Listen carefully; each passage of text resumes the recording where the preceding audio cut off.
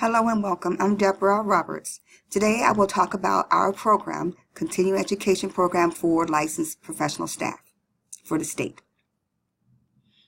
The presentation will include an overview. It will include information on the Professional Development Pilot Program. We will talk about the applications that we used and the results of the pilot program. And finally, we'll discuss the lessons that we've learned.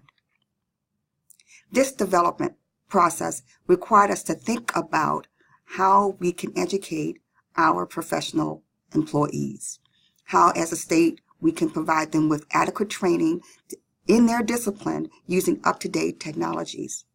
We wanted to determine whether an internal program that's designed to provide critical training to these specific individual positions in a cost-effective manner. And I believe this pilot program provided us that information. We decided that outsourcing training for these positions would not necessarily be the best choice for state departments. Why? Because of the cost that's involved, but also because of the limitations imposed by external providers. As a result, we decided to do research and determine that using wireless and digital devices and technologies enhances individual learning outcomes and creates an environment that highly suggests participation in those learning activities.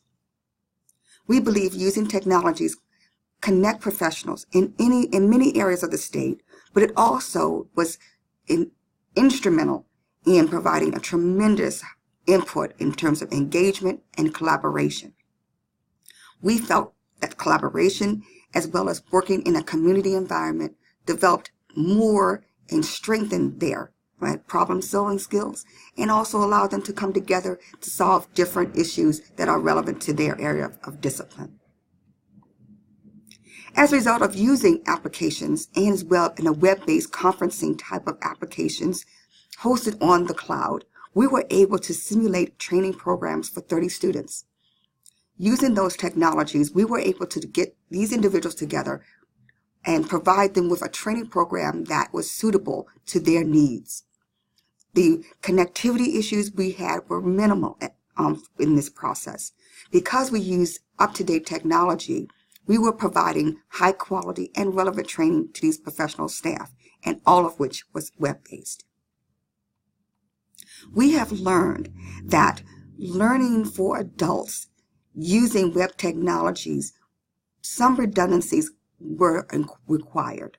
We required to have some redundancy, some issues that students may want to come back. Students may want to be able to review the information again, but also redundancies allowed us to ensure continuity of training and consistency. We also learned that 30 students might be a little bit too much to promote the most high level of engagement and collaboration. So we would believe limiting it to 20 students would be very important, but no less than 20 students. We want students to come together and learn, but we want to make certain it is a smaller classroom size, given it's web-based, and not more than 20, but not less than 20 also. We want to make certain that the maximum amount of individuals are involved to ensure that everyone can learn and grow from each other.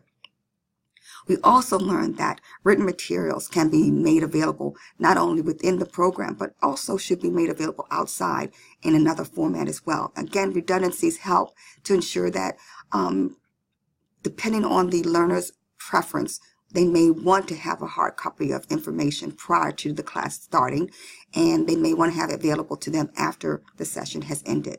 Again, these are all tools that we've learned, and we will continue to utilize research as well as the feedback from participants on how to make this program, this online program, this continuing education program, useful to our students, but also done in a manner that promotes collaborations and well as maintain cost controls that are very, very important to any state government.